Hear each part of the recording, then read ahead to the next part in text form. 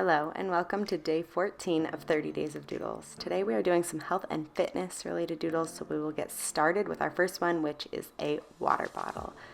Now there are a ton of different ways to draw these, but I'm going with an old school classic Gatorade style water bottle. So what we're going to do is we're going to start with a small horizontal rectangle, and then we're going to skip a very small space below that and then draw a longer vertical rectangle here, and then we're going to add some rounded corners to all of these edges here so that it's not just this boxy look. And then we're going to add this little rounded connection between that top rectangle and the bottom one. All this is being done in our pencil so that when we go over with our pen, we are just tracing around the rectangles with the rounded corners instead of our guidelines with the sharp corners. Now here at the top, I am also adding a little mouthpiece, so that's just a very thin rectangle and then just a very tiny little rectangle for the actual mouthpiece.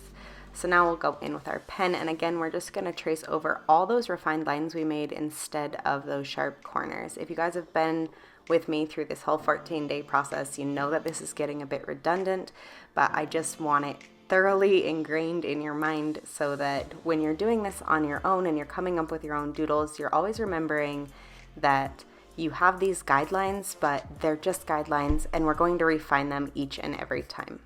So the last step here is to go back with your pencil and we're going to add that lightning bolt that is the classic Gatorade lightning bolt that used to be on all the old water bottles if you grew up in the 90s like me. So I just drew a lightning bolt, and now I'm tracing over it with my pen to finish off this doodle. Next we'll move on to the barbell, which is something that I doodle all the time, and sometimes I make it into more of an icon that doesn't have as many details, but I'm going to show you the full thing today so that you can decide which version you prefer. I do have an icons video if you want to watch that.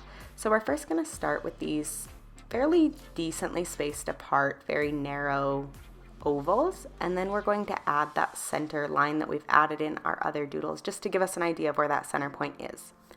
Now we're going to give these ovals some depth. These are the weights on the end of the barbell, so we are bringing the tops out horizontally and then creating that same rounded edge around the outside. And then the next step is going to be to add some smaller plate weights on the outside, so that same shape, just a little bit shorter, and try to keep it as centered as you can. So now we're going to take our straight line and we are going to draw it all the way through. Again, we're not going to go over these lines with our pen, the pieces that go over the plates, but we want to know exactly where that is so that our barbell lines up all the way across. And now we add these little teeny tiny marks where our barbell would meet the center of those plates, since you are seeing that inside of it. So you just add these little curved marks, and now we'll draw the outside of our actual barbell. And then we'll add a second line inside the wider oval front shape so that we have two larger plates and a small plate.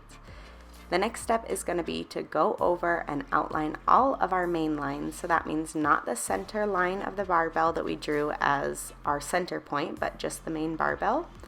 And then the oval and the horizontal lines leading out from that, as well as the smaller plate and that interior line dividing the two larger plates.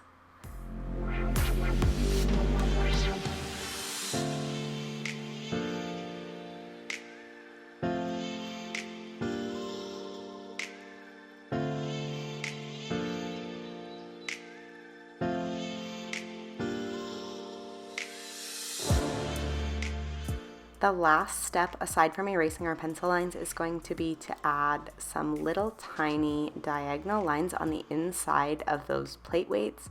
This just gives it the illusion of depth and that it's not a completely flat object. So this step is completely optional if you prefer to leave it out, or if you're going to color this in, you could also color these pieces darker than the front of the weight plates.